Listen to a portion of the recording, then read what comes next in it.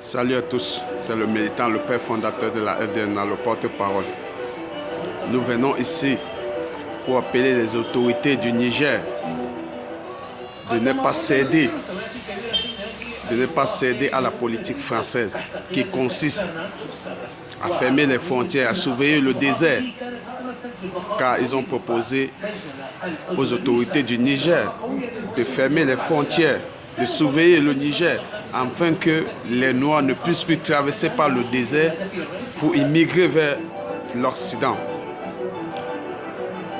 Les autorités du Niger, je vous appelle ici à rester prudents et vigilants, car si vous acceptez de surveiller le désert et empêcher vos frères africains d'immigrer vers l'Occident, ça veut dire que vous êtes complices du génocide et de la misère qui règne dans des pays noirs.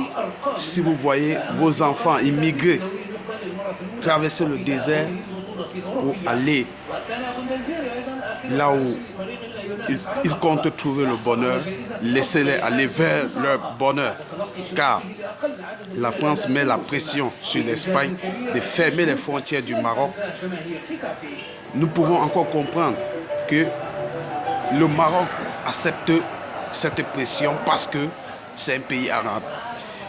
Pourquoi c'est un pays arabe? Parce que c'est des pays qui se sont toujours exclus de l'Afrique. Donc ça veut dire que s'il faut faire subir quelque chose aux Noirs, ils n'hésiteront pas si les portefeuilles est bien gagné. Or, en revanche, un pays noir n'a pas le droit de fermer les frontières ou d'empêcher leurs enfants d'immigrer vers l'Occident. Car si vous le faites, l'esclavage ne finira jamais, parce que n'oubliez pas, même quand les Arabes sont venus prendre, avec l'appui des Occidentaux, sont venus prendre les Noirs pour amener aux États-Unis pour faire l'esclavage, faire les champs, c'était avec la complicité de certains Noirs. Mais aujourd'hui, au XXIe siècle, nous ne voulons plus que ces genres de Noirs doivent exister. Donc ça veut dire que si un Noir est en train de souffrir quelque part au profit de l'Occident, il ne faut pas que les élites noires soient complices.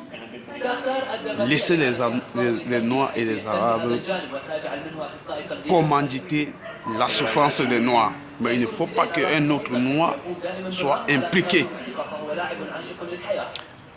Autrement dit, même les Arabes allaient combattre la politique européenne concernant l'Afrique, que vous soyez noir ou arabe.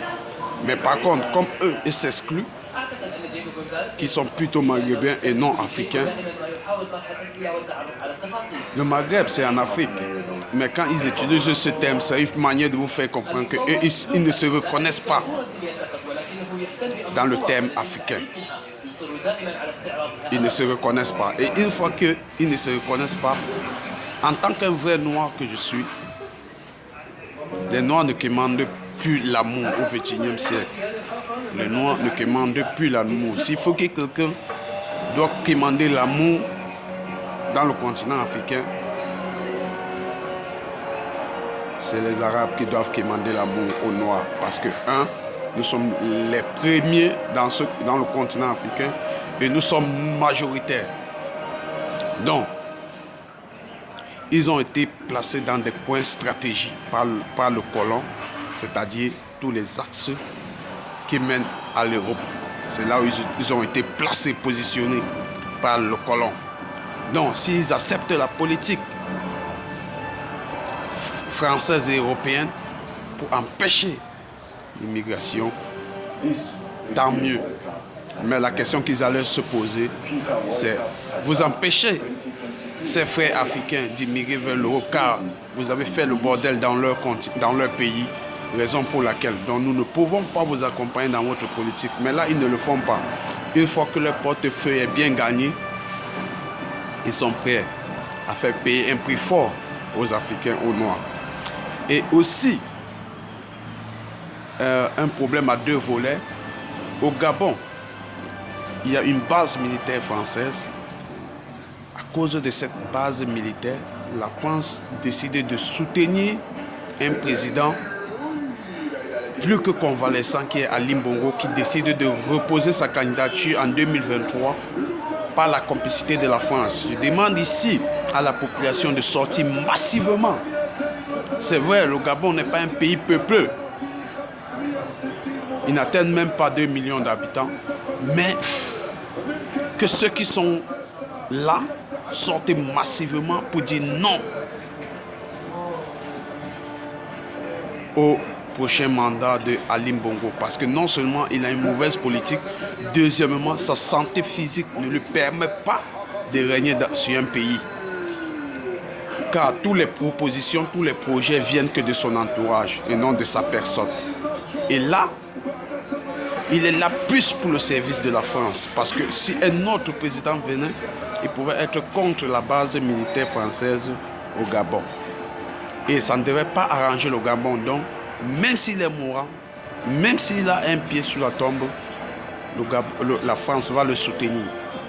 Et pour faire un bloc à la France, il faut que le peuple se lève massivement afin qu'un nouveau président soit élu, quitte à lui de voir si la France doit dégager avec sa base militaire sur le sol gabonais ou ils doivent rester. Mais pourvu que le troisième mandat de ce dernier ne doit pas avoir lieu, je vous en prie, sortez massivement aux prochaines élections du Gabon, que tous les Gabonais ou alors tous les Africains, parce que désormais seule l'union fera la force.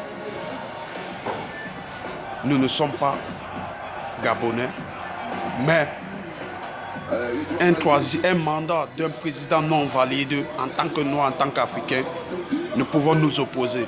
Et surtout quand elle bénéficie de l'appui de la France, parce que les intérêts de la France sont en danger.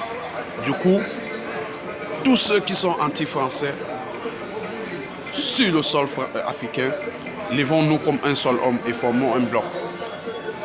Si le message est arrivé, aux hommes intègres, l'Afrique ou la mort. C'était le militant. Salut, salut, ciao, ciao, on est ensemble.